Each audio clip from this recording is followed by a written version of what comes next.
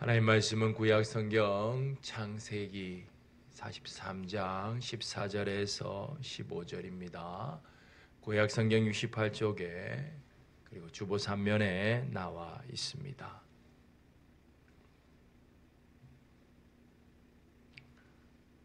제가 봉독하도록 하겠습니다. 전능하신 하나님께서 그 사람 앞에서 너희에게 은혜를 베푸사 그 사람으로 너희 다른 형제와 베냐민을 돌려보내게 하시기를 원하노라. 내가 자식을 잃게 되면 이르리로다. 그 형제들이 예물을 마련하고 갑절의 돈을 자기들의 손에 가지고 베냐민을 데리고 애굽에 내려가서 요셉 앞에 서니라. 아멘. 오늘도 말씀이신 하나님을 경외함으로 홀로 섭니다. 고백하며 말씀 앞에서 주님을 배우는 은혜가 있기를 소망하며 말씀 앞에서 찬양하며 나아갑니다.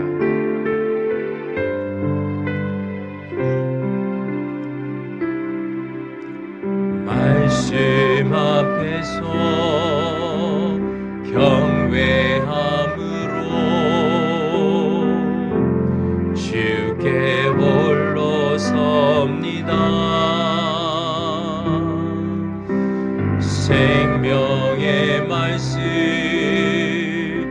읽고 순종해 주를 예배합니다. 기록된 말씀 힘이 서서 진리로 우리 거룩해 하며 거룩의 말씀 세세 영원히 복음이 되어 말씀하시네. 하나님 말씀에 두려워 떠는 자, 그 말씀에 생명을 거는 자 한 사람 찾으시니 주님의 약속을 믿어. 하나님 말씀에 두려워 떠는 자, 그 말씀에 생명을 거는 자 영원한 하나님 나라 이뤄갈 주의 교회요 일어나라.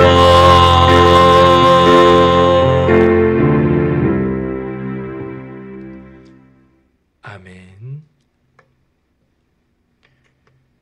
우리는 아침에 눈을 뜨는 순간부터 밤에 잠을 자기 위해 눈을 감을 때까지, 아니 때론 잠을 자지 않으면서까지 아주 치열하게 살아갑니다. 오죽하면 노력은 배신하지 않는다라는 이 말이 책 제목으로까지 나올 정도입니다. 요즘엔 자기소개서에 이 말이 단골처럼 등장한다고 합니다. 고생이 끝나면 낙이 온다는 고진감래. No pain, no gain.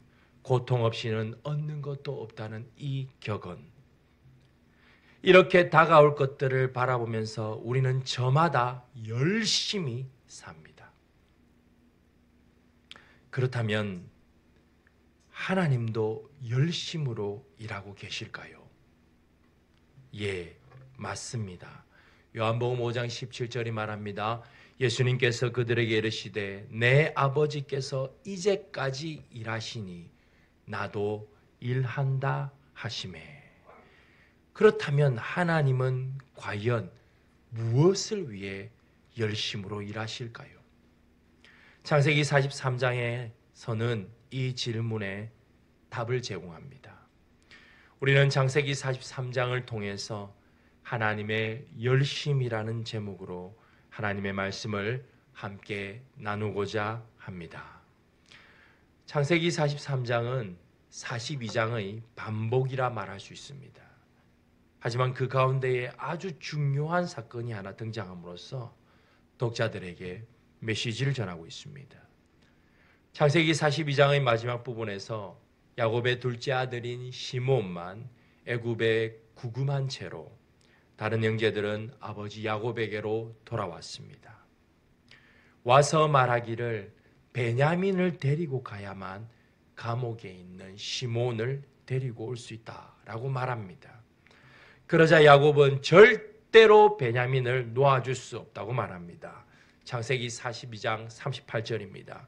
야곱이 이르되 내 아들은 너희와 함께 내려가지 못하리니 그의 영은 죽고 그만 남았음이라. 만일 너희가 가는 길에서 재난이 그에게 미치면 너희가 내 흰머리를 슬퍼하며 수월로 내려가게 함이 되리라. 베냐민을 데리고 가면 나는 죽는다. 야곱이 이렇게 말합니다.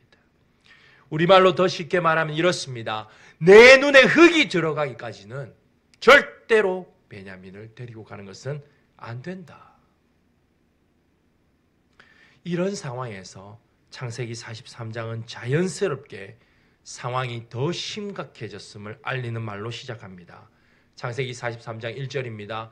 그 땅에 기근이 심하고. 이것은 처음 요셉의 형제들이 애굽에 내려갔을 때보다 기근이 더 심해졌음을 의미합니다. 상황이 그들을 다시 애굽으로 가도록 만듭니다. 아버지는 아들들에게 말합니다. 43장 2절입니다. 그 아버지가 그들에게 이르되 다시 가서 우리를 위하여 양식을 조금 사오라. 그러나 유다는 그 사람이 엄히 경고하였기 때문에 43장 3절의 표현처럼 엄히 경고하였기 때문에 베냐민 없이는 내려갈 수 없다고 말합니다. 창세기 43장 3절에서 엄히 경고하여라는 이 표현은 실제로 상대방에게 강력하게 경고하여 협박할 때 쓰는 단어입니다. 출애굽기 19장 21절입니다. 여호와께서 모세에게 이르시되 내려가 백성을 경고하라. 백성이 밀고 들어와 나 여호와께로 와서 보려고 하다가 많이 죽을까 하노라. 하나님께서 모세에게 강력하게 경고하십니다. 백성들이 시내산에 오르면 죽는다고요. 하나님께서 강력하게 이 말씀을 모세에게 전달하실 때에 바로 이 단어 엄히 경고하여 동일한 단어를 사용하셨습니다. 이와 같이 요셉이 강력하게 말했지만 아버지 야곱은 베냐민과 함께 가는 것을 허락하지 않습니다. 창세기 43장 5절입니다. 그 사람이 우리에게 말하기를 너희의 아우가 너희와 함께 오지 아니하면 너희가 내 얼굴을 보지 못하리라 하였음이니이다. 그리하여서 벌써 2번은 갔다 왔을 법한 시간이 지체됩니다. 창세기 43장 10절 우리가 지체하지 아니하였더라면 벌써 2번 갔다 왔으리이다.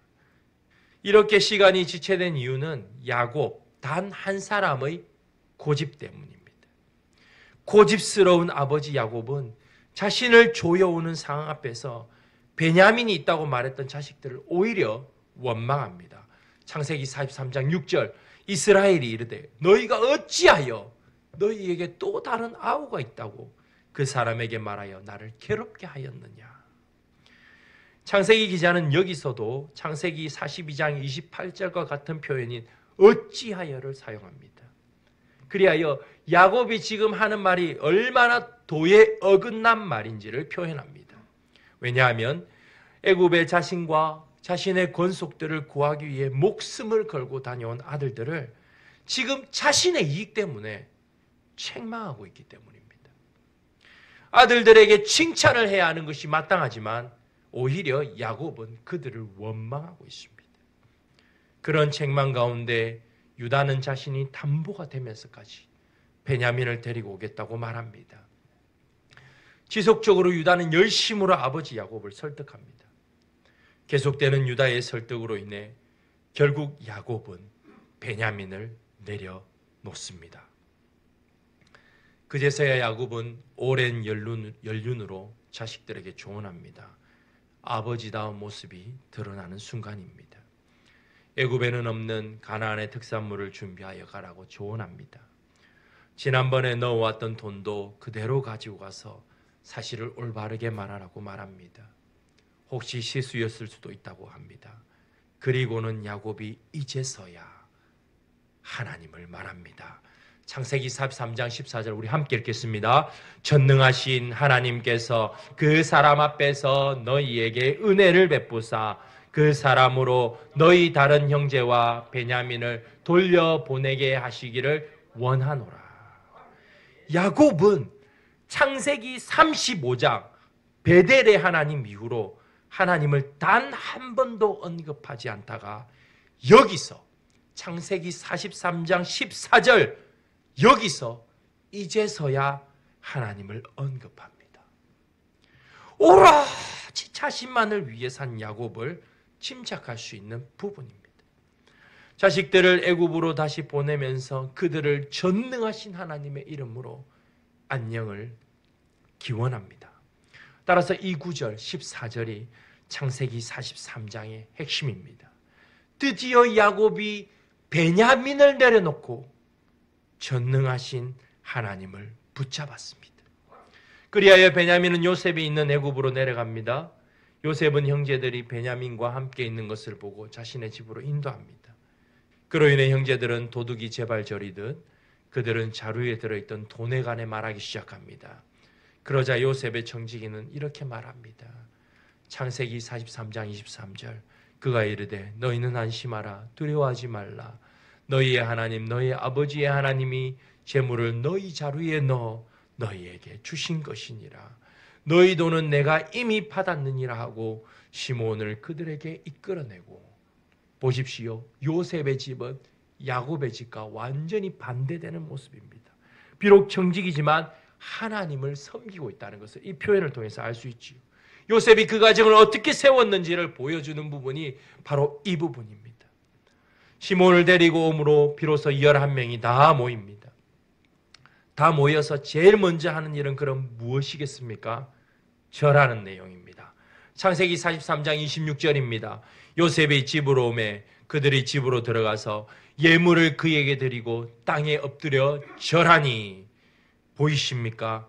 우리는 두 번째 꿈이 성취되는 것을 지금 보고 있습니다.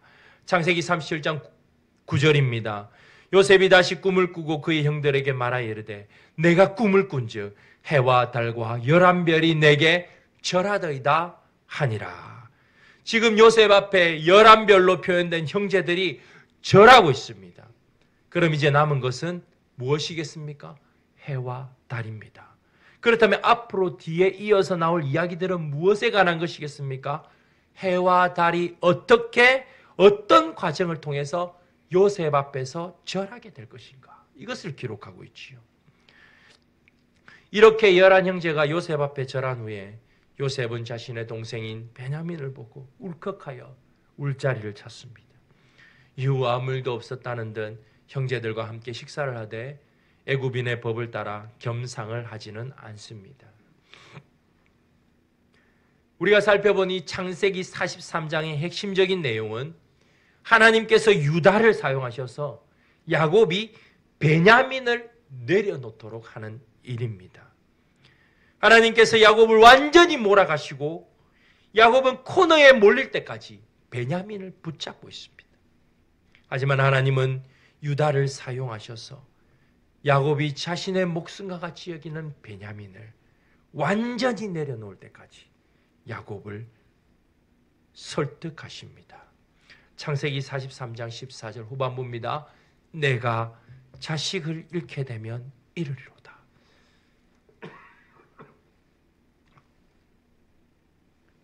이 표현 완전히 내려놓음의 표현입니다. 무엇을 하기 위해서? 하나님께서 요셉에게 주신 꿈을 이루시기 위해서, 하나님께서 요셉에게 주신 꿈을 이루시기 위해서 야곱으로 하여금 베냐민을 완전히 내려놓게 하십니다. 따라서 창세기 43장에서 전하는 메시지는 이것입니다. 함께 읽겠습니다. 하나님께서 열심으로 하나님의 뜻을 이루시기 위해서 야곱으로 하여금 베냐민을 완전히 내려놓게 하십니다. 이 본문을 1차 독자들인 출애굽 세대들이 보았습니다. 출애굽 세대들은 야곱의 후예들 이스라엘 백성들입니다. 야곱의 이름이 이스라엘이기 때문입니다. 흥미롭게도 창세기 43장은 야곱이 베냐민을 내려놓지 못하는 모습을 그릴 때에 야곱을 가리켜 야곱이라 부르지 아니하고 이스라엘이라 부릅니다. 창세기 43장 6절입니다. 이스라엘이 이르되 너희가 어찌하여 11절입니다. 그들의 아버지 이스라엘이 그들에게 말하되 창세기 42장에서는 야곱과 이스라엘을 교환하여 쓰다가 창세기 43장에서는 의도적으로 야곱 대신 이스라엘을 씁니다. 사용합니다. 왜냐하면 뒤에서 다시 야곱이란 말이 등장하기 때문입니다.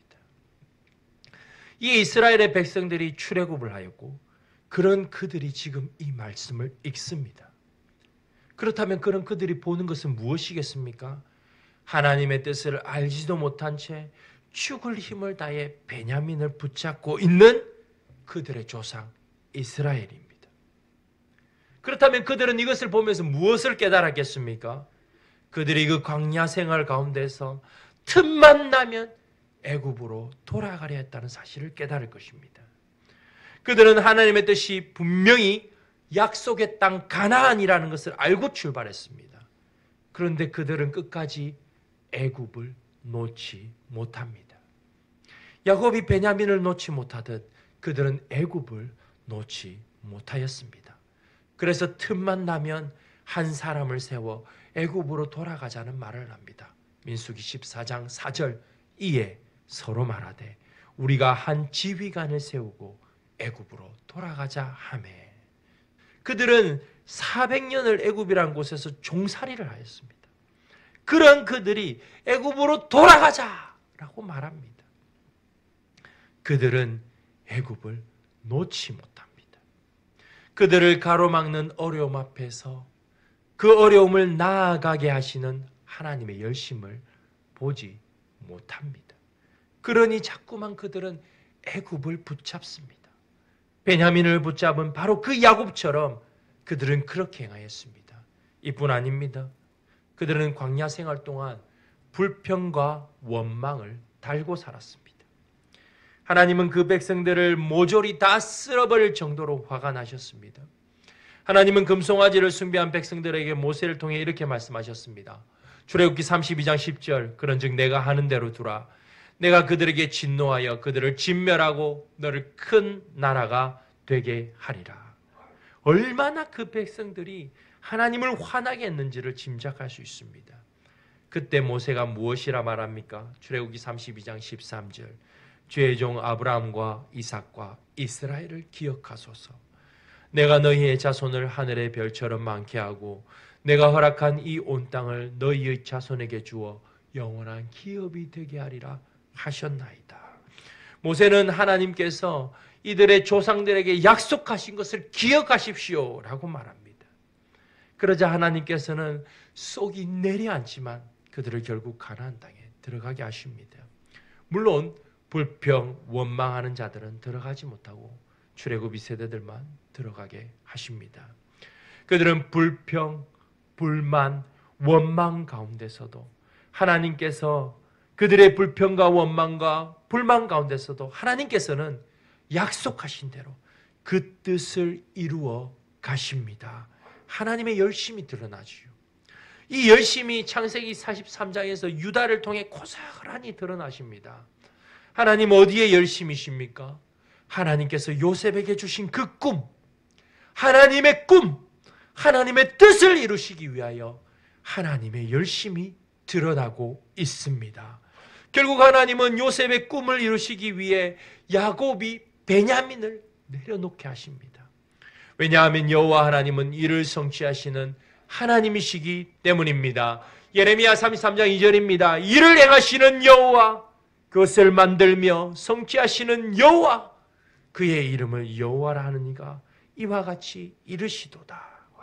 하나님은 하나님의 뜻을 온전히 이루시기 위해 열심으로 하나님의 일을 행하십니다. 결국 이것은 하나님께서 하나님의 백성들과 언약하신 대로 구약을 어떻게 이루어 가실지를 보여줍니다. 구약의 주제가 무엇입니까? 오실 그리스도입니다. 그러면 결국은 하나님께서 이 오랜 구약의 세월 동안 오로지 오실 그리스도를 드러내기 위해 열심으로 일하시고 오롯이 하나님의 뜻을 이루어 가십니다. 하나님의 백성들이 끝없이 하나님을 배반하고 떠나는 그 가운데서도, 뱀의 후손들의 핍박과 해유가 있는 가운데서도 하나님께서는 창세기 3장 15절의 기록대로 이를 분명히 이루어 가십니다.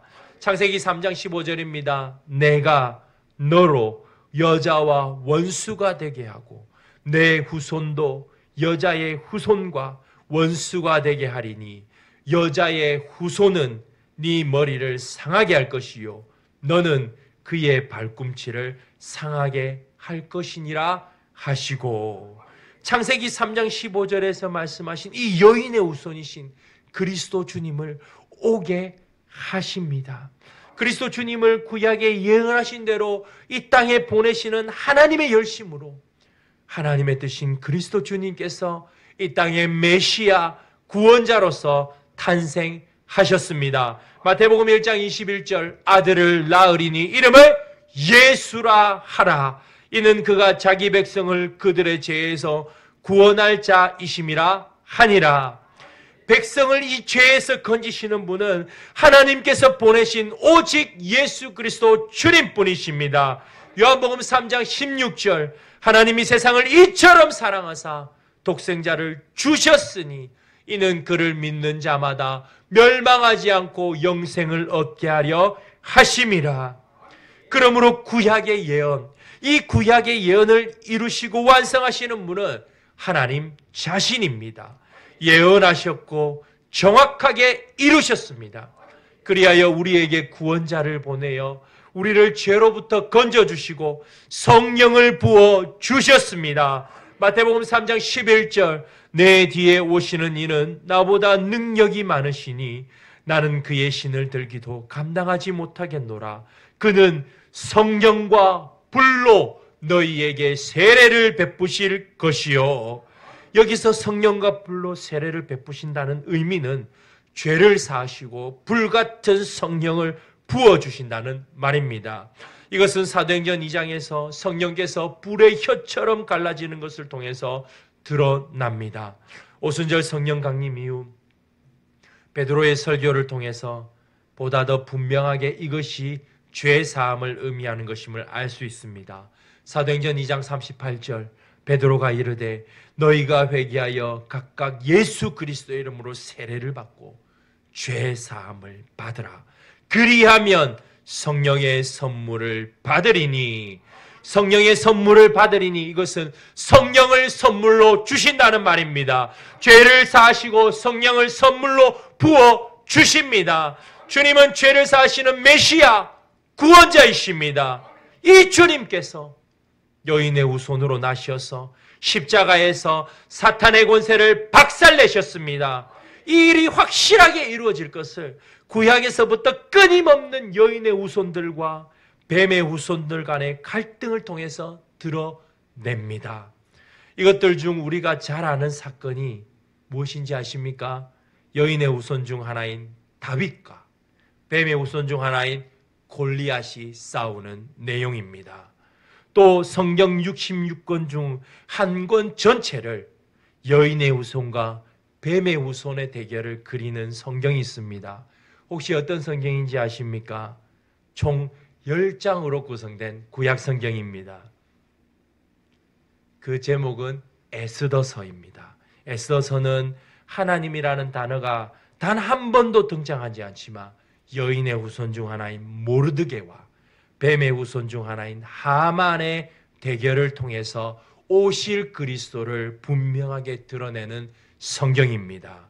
그 가운데서 하나님은 에스더를 사용하셔서 이 일을 이루어 가시는 것을 기록한 내용이 바로 에스더서입니다.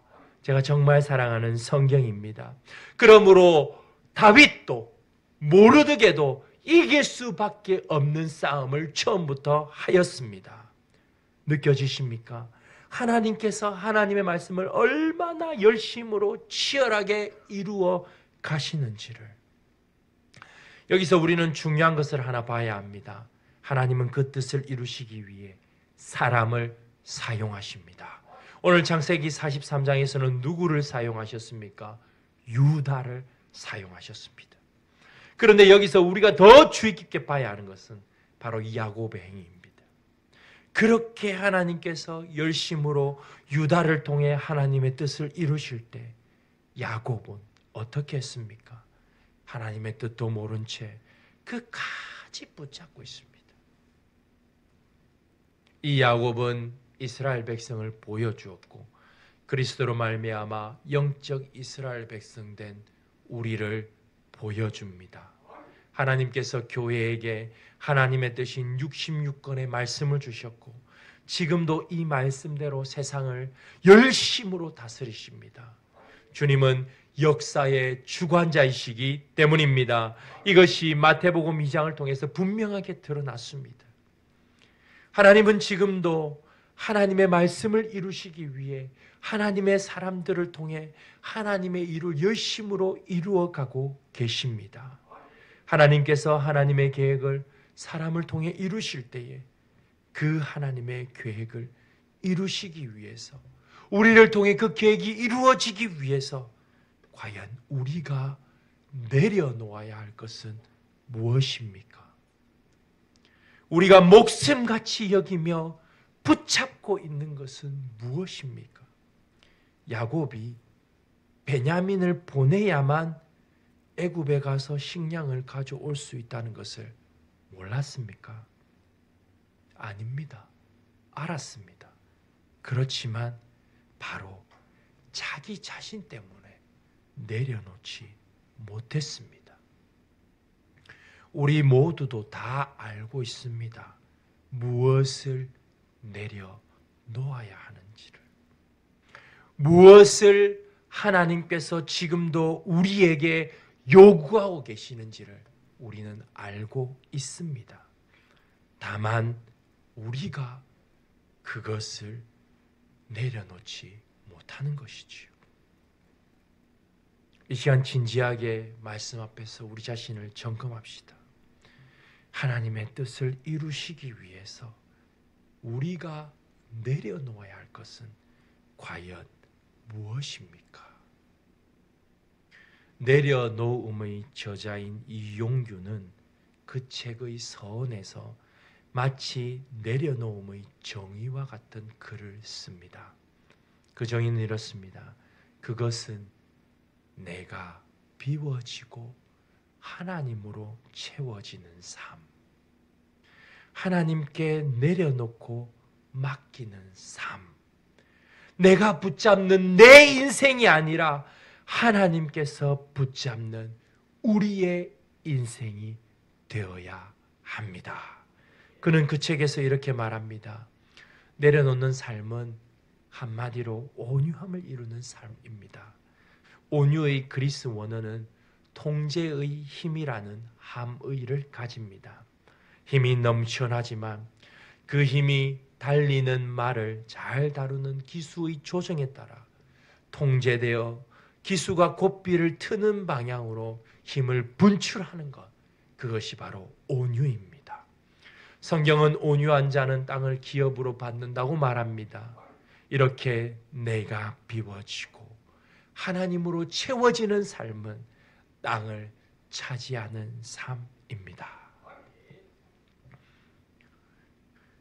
야곱이 베냐민을 손에서 내려놓는 순간 어떤 일이 일어납니까? 주님의 일이 이루어지기 시작합니다. 우리가 우리에게 있어서 절대로 이것만큼은 내려놓을 수 없다라는 그것을 내려놓는 순간이 우리가 하나님을 붙잡는 순간입니다. 내려놓는 그 순간이 바로 하나님의 일을 이루어가는 순간입니다. 우리가 내려놓는 것은 따라서 우리 자신을 내려놓는 것이고 비로소 하나님께서 우리를 잡으시는 순간입니다. 그리하면 이제는 내 인생이 아니라 하나님께서 이끄시는 인생이 됩니다. 화려한 고급 승용차도 운전자가 없으면 달리지 못합니다. 우리의 인생이 아무리 화려하고 번쩍거려도 하나님께서 운행하시지 않으시면 전시품에 불과한 것이 우리 인생입니다. 그러므로 우리 모두 야곱이 베냐민을 잡고 있는 것과 같이 그것과 같은 것을 마음속 깊이 숨겨놓은 그것을 절대로 내려놓을 수 없는 그것을 오늘 말씀 앞에서 내려놓읍시다. 어떻게 해요? 겟세마네 동산의 주님을 기억하십시오. 마태복음 26장 39절입니다. 나의 원대로 마시옵고 아버지의 원대로 하옵소서. 하나님 나라와 하나님의 뜻을 가로막고 있는 그 자기 자신, 지식, 명예, 욕심, 지위, 돈, 자식 등등 이런 모든 것들을 다 내려놓을 수 있어야 합니다. 다른 사람은 다 그렇게 하는데 이런 말은 옳지 않습니다. 우리의 기준은 하나님의 말씀이기 때문입니다. 하나님께서 쓰시는 그릇은 비워야 그때야 비로소 하나님으로 충만하게 채워집니다. 복음송의 시선 찬양이 이것을 가장 잘 말하고 있습니다. 내게로부터 눈을 들어 주를 보기 시작할 때에 주의 일을 보겠네. 황폐한 땅 한가운데서 주님 마음 알게 되리. 모든 시선을 주님께 드리고 살아계신 하나님을 느낄 때에 내 삶은 주의 역사가 되고 하나님이 일하기 시작하네. 황폐한 땅 한가운데서 주님 마음 알게 되리. 무슨 뜻이겠습니까? 우리가 내려놓아야 하는 것이 때로는 황폐한 땅 한가운데 있는 것처럼 고통스러운 것일 수 있습니다.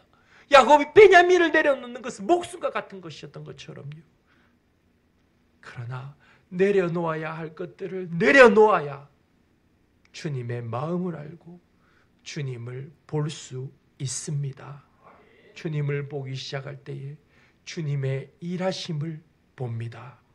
바로 그때에 내 삶은 주의 역사가 되고 하나님께서 나를 통해 일하기 시작하십니다. 한 번밖에 없는 인생, 이렇게 멋지게 살기를 소망하십니까? 그렇다면 철저하게 우리 자신을 내려놓읍시다. 전능하신 주님을 붙잡읍시다. 주님께서 우리 자신을 철저하게 내려놓은 우리를 통해서 일하실 그날을 기대하십니까? 주님께서 우리 교회를 통해 주의 일을 보이시고 이루실 것을 기대하며 이 말씀을 전해 드립니다. 아멘.